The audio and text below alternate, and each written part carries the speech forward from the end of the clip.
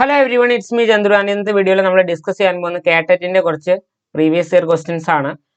എക്സാമിന് വരാൻ സാധ്യതയുള്ള കുറച്ച് ടോപ്പിക്കുകളൂടി ഇതിന്റെ ഒപ്പം തന്നെ നമുക്ക് പറഞ്ഞു പോവാം. ഓക്കെ, സോ നമുക്ക് സ്റ്റാർട്ട് ചെയ്യാം. നാളെ നമുക്ക് കാറ്ററ്റ് ഹിന്ദിയുടെ എക്സാം ആണ്, 3 and 4 കാറ്റഗറി.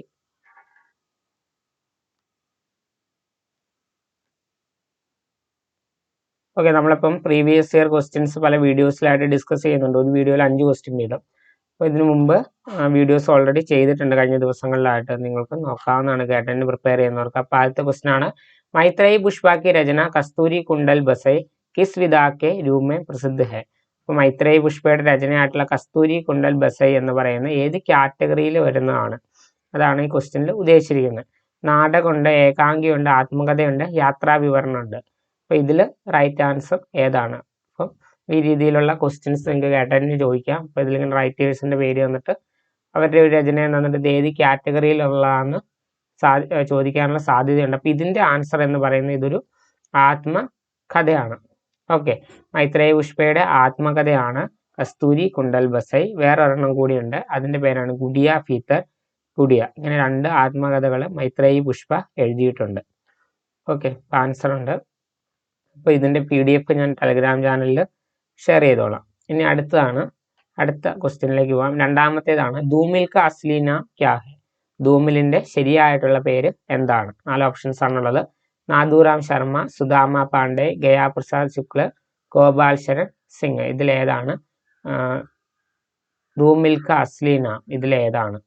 ഓക്കെ, ഇതിന്റെ റൈറ്റ് ആൻസർ എന്ന് പറയുന്നത് സുദാമ പാണ്ഡെ എന്നതാണ്. സുദാമ പാണ്ഡെ എന്നതാണ് റൈറ്റ് ആൻസർ. ഓക്കെ, അപ്പോൾ ഈ രീതിയിൽ തൂലികാനാമമൊക്കെ വെച്ചിട്ടും ക്വസ്റ്റ്യൻസ് വരാം. ഇനി അടുത്തതിലേക്ക് പോവുകയാണെങ്കിൽ, അകർമ്മ ക്രിയാക രൂപ് കിസ് വാക്യം മേ ഹെ. ഇതിലായത് അകർമ്മ ക്രിയയുടെ രൂപം ഏത് വാക്കിലാണുള്ളത്, അല്ലെങ്കിൽ ഏതിലാണ് അകർമ്മ ക്രിയ വരുന്നത്? ഓക്കെ, കർമ്മില്ലാത്ത ഏതാണെന്ന് നോക്കിയാൽ മതി. 4 ഓപ്ഷൻസ് ആണുള്ളത്. മാ സുബ ബच्चे को जगाती है, बगीचे में सुंदर पौधा लगाए, ലഡ്കി കിതാബ് പഠ് രഹി थी, इनमें से कोई नहीं. 4 ഓപ്ഷൻസ് ആണുള്ളത്. ഇപ്പം നമ്മൾ അകർമ്മ ക്രിയ എന്ന് പറയുമ്പോൾ എന്താണ്? ജിസ്മേ കർമ്മ की ആവശ്യകത നഹി ഹോത്തി. അപ്പൊ കർമ്മ ക്രിയ വന്നിട്ടുള്ള സെന്റൻസ് ആണെങ്കിൽ അതിൽ കർമ്മ ഉണ്ടാകില്ല. നമ്മൾ ഇവിടെ നോക്കുകയാണെങ്കിൽ മാ സുബ ബച്ചേക്കോ ജഗാത്തി ഹെ. അപ്പൊ എന്താണ്? അമ്മ രാവിലെ കുട്ടികളെ വിളിച്ചെഴുന്നേൽപ്പിക്കുന്നു. അപ്പൊ അതിനകത്ത് ബച്ചേക്കോ എന്ന് പറയുന്നത് കർമ്മാണ്. ബച്ച എന്ന് പറയുന്നത് ഇവിടെ കർമ്മാണ്. ഇനി അടുത്തതിൽ നോക്കുകയാണെങ്കിൽ ബഗീജയമേ സുന്ദർ പോദ ലഗായ. പോദ എന്ന് പറയുന്നത് ഇവിടെ കർമ്മാണ്. അപ്പൊ ഇത് രണ്ടും സകർമ്മകാണ്. കർമ്മുള്ളത് സകർമ്മകാണ്. മൂന്നാമത്തെ ഒരാണ് ലഡ്കി കിതാബ് പഠ് രഹി थी. കിതാബുണ്ട്, അപ്പൊ അതിനകത്ത് കർമ്മ വരുന്നതുകൊണ്ട് ഇത് 3ഉം സകർമ്മകാണ്. അപ്പൊ ഇതിന്റെ റൈറ്റ് ആൻസർ എന്ന് പറയുന്നത് ഓപ്ഷൻ ഡി ആണ്, ഇൻമേസെ കോയി നെഹി. ഓക്കെ, അതുപോലെ തന്നെ ഒരു കാര്യം പറയുകയാണെങ്കിൽ, നിങ്ങളിപ്പോൾ നാളെ കാറ്ററ്റ് എക്സാം എഴുതുമ്പോൾ നമ്മുടെ പാർട്ട് 3 ഒക്കെ സൈഡിൽ, അതായത് OMR ഷീറ്റിനകത്ത് പാർട്ട് 3 നമ്മൾ ഹിന്ദി എന്ന് സെലക്ട് ചെയ്ത് അത് ബബിൾ ചെയ്തിട്ട് വേണം നിങ്ങൾ അതിന്റെ ആൻസേഴ്സ് എഴുതാനായിട്ട്.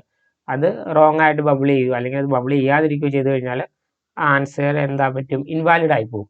ഓക്കെ, OMR അത് റീഡ് ചെയ്യില്ല.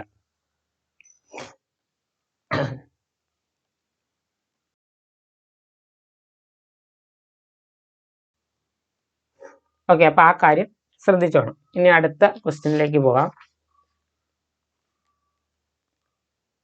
ആൻസർ ഉണ്ട്. 4ാമത്തെ ക്വസ്റ്റ്യൻ ആണ്, കഠിൻ കാവ്യ പ്രേത് കിസെ കഹാ ഗയാ ഹെ. കഠിൻ കാവ്യ പ്രേത് എന്ന് പറഞ്ഞിരിക്കുന്ന ആരെയാണ്?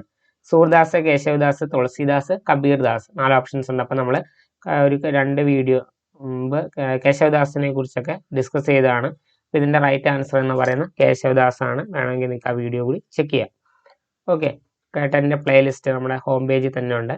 ഇനി അടുത്താണ്, മധുമാലതിക്ക് രചയിത കോൻ ഹെ. മധുമാലതി എന്ന് പറയുന്ന രചന എഴുതിയതാരാണ്? മഞ്ചൻ, ജായ്സി, കുത്തൂബൻ, ആലം. 4 ഓപ്ഷൻസ് ആണ് തന്നിട്ടുള്ളത്. അപ്പൊ ഇതിൽ ആരാണ് മധുമാലതി എന്ന് പറയുന്ന രചന എഴുതിയിട്ടുള്ളത്? ഓക്കെ, ഇതിന്റെ റൈറ്റ് ആൻസർ എന്ന് പറയുന്നത് മഞ്ചനാണ്. മഞ്ചനാണ് മധുമാലതി എന്ന് പറയുന്ന രചന എഴുതിയിരിക്കുന്നത്. അത് കൂടാതെ ഇത് നോക്കുകയാണെങ്കിൽ ഇത് ഭാരതീയ സൂഫി കവിതയാണ്. സൂഫി കവിതയിൽ വരുന്നതാണ് മധുമാലതി എന്ന് പറയുന്നത്.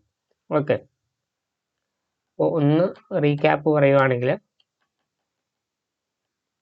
നമ്മൾ ആദ്യത്തെ ക്വസ്റ്റ്യനിൽ മൈത്രേയി പുഷ്പയുടെ രചനയായിട്ടുള്ള കസ്തൂരി കുണ്ടൽ ബസൈ അതുമായിട്ട് ബന്ധപ്പെട്ട ക്വസ്റ്റ്യൻ ആയിരുന്നു. ഇനി രണ്ടാമത്തെ നോക്കുകയാണെങ്കിൽ ധൂമിലിന്റെ ശരിയായിട്ടുള്ള നെയിം. ഓക്കെ, മൂന്നാമത്തേത് വരുമ്പോൾ അകർമ്മ ക്രിയ. ഇത് ഡെഫിനറ്റ് ആയിട്ട് നിങ്ങൾക്ക് കാറ്ററ്റ് എക്സാമിന് ഒരു ക്വസ്റ്റ്യൻ 3ലും 4ലും ഉണ്ടാകും.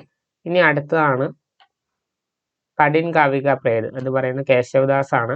ഇനി അടുത്തതാണ് മധുമാലതിയുടെ രചയിത മഞ്ജൻ, ഇതൊരു സൂഫി കാവ്യമാണ്. ഓക്കെ, അപ്പോൾ ഇത്രയും ക്വസ്റ്റ്യൻസ് ആണ് ഈ വീഡിയോയിൽ ഉണ്ടായിരുന്നത്. So guys, see you in the next. ഉടൻ തന്നെ അടുത്ത വീഡിയോയും ചെയ്യാം. See you in the next. തബ് തക് के लिए ओके बाय.